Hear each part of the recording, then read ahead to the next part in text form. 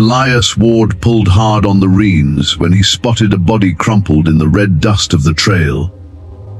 It was a tall Apache woman, her skin caked with blood and dirt, her shoulders striped with raw whip marks. A strip of leather still bound her wrists. Her chest rose and fell faintly, as though each breath might be her last. He dropped from the saddle and knelt beside her. The heat shimmered in waves from the desert floor, but colder still was the thought that whispered in his mind. This could be a trap.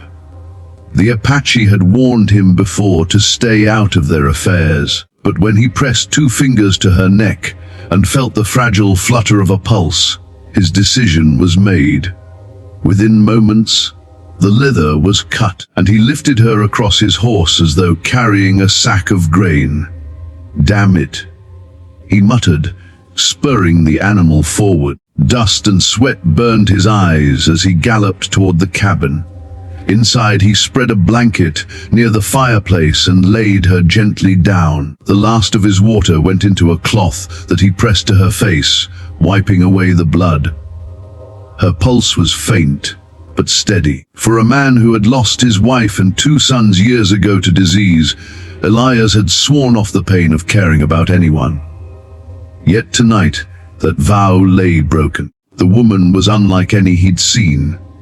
Broad-shouldered, strong, every inch carved with the life of a warrior.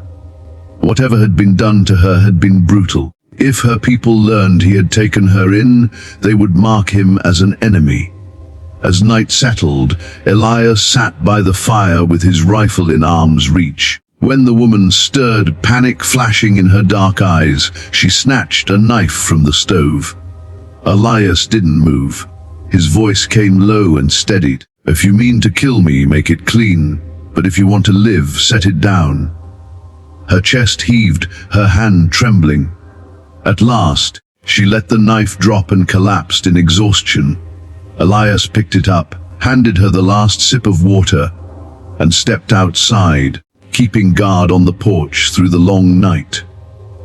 She lay awake inside, watching the silhouette of the man who never left his post. For the first time in years, a small spark of safety stirred in her chest. By morning, she could stand.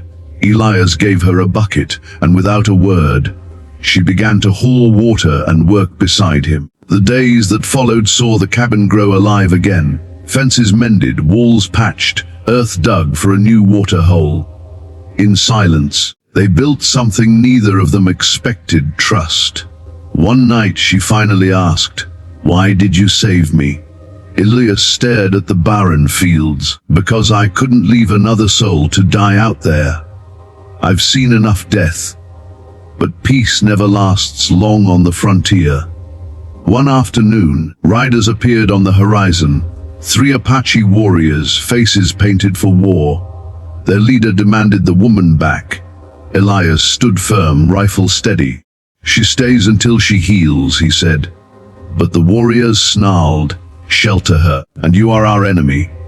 They rode off with the promise to return in greater numbers. And return they did. Within days, nearly 20 riders surrounded the ranch. An elder stepped forward, declaring her cast out, no longer of the tribe. Elias met his gaze without flinching. "She's still alive. She has the right to choose." For the first time, the woman, Takina, lifted her voice. "I was punished for not bearing children. That is no crime." A silence spread through the war party. The elder's verdict was final: if she stayed, she severed all ties to the tribe forever. Takina straightened her shoulders and answered with fire in her voices, "Then I choose life here." The warriors departed, leaving only the weight of their warning behind.